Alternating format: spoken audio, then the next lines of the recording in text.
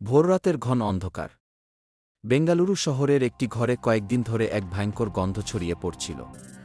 প্রতিবেশীরা ভাবছিল হয়তো নষ্ট কিছু আছে ফ্রিজে, কিন্তু কেউ কল্পনাও করেনি ফ্রিজের ভিতরে জমে আছে মানুষের ৩০টি টুকরো করা দেহগু। ২০২৪ সালের সেপ্টেম্বর মাস। ব্যালিকাভাল এলাকার এক তরুণী মহালক্ষ্মী দাস হঠাৎ নিখোঁজ হয়ে যায়। মা ও বোন ফোন করে উত্তর না পেয়ে চিন্তিত হয়ে পড়ে। তারা ছুটে যায় তার বাসায়। দরজা ভিতর থেকে তালাবদ্ধ। বাড়িওয়ালা জানায় কয়েকদিন ধরেই তার ফ্ল্যাট থেকে বের হতে দেখা যায়নি কাউকে। অবশেষে পুলিশ ডাকা হয়। দরজা ভেঙে ভেতরে প্রবেশ করা হয়। ঘরের মধ্যে ছিল নীরবতা, অগোছালো বিছানা, আর একটিমাত্র জিনিসের সামনে দাঁড়িয়ে থমকে যায় সবাই। একটি বড় সাদা ফ্রিজ, যার মুখ বন্ধ, কিন্তু ভিতর থেকে ছড়িয়ে পড়ছে অজানা এক গন্ধ। ফ্রিজ খুলতেই চারপাশে ছড়িয়ে পড়ে মৃত্যুর আতঙ্ক। সাদা ঠান্ডা বাতাসের ভেতর রক্তের দাগ, আর ৩০টি টুকরো করে রাখা একটি দেহ।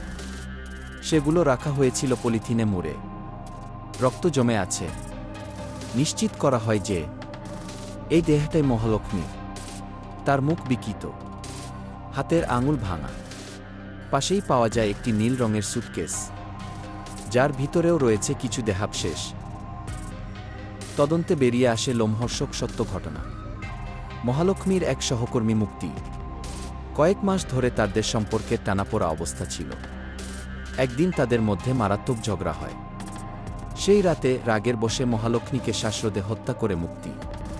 কিন্তু এখানেই শেষ নয়।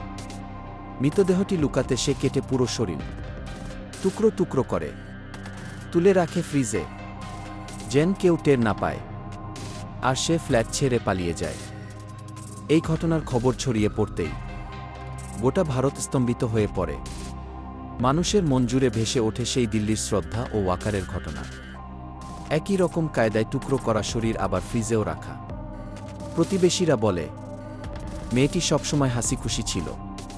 আমরা ভাবতেই পারিনি যে তার জীবনে এত বড় অন্ধকার নেমে আসবে। পুলিশ ৭২ ঘণ্টার মধ্যেই মুক্তির অবস্থান শনাক্ত করে। তাকে গ্রেপ্তার করা হয় কর্ণাটকের এক হোস্টেল থেকে। প্রাথমিক জিজ্ঞাসাবাদে সে সবকিছু স্বীকার করে। কেন করল?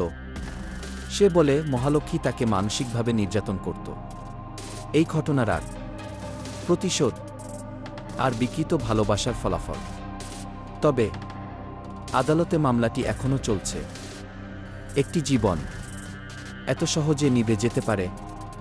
একজন মানুষ কিভাবে এতটা ঠান্ডা মাথায় পরিকল্পিতভাবে পুরো শরীরটা কেটে ফেলে?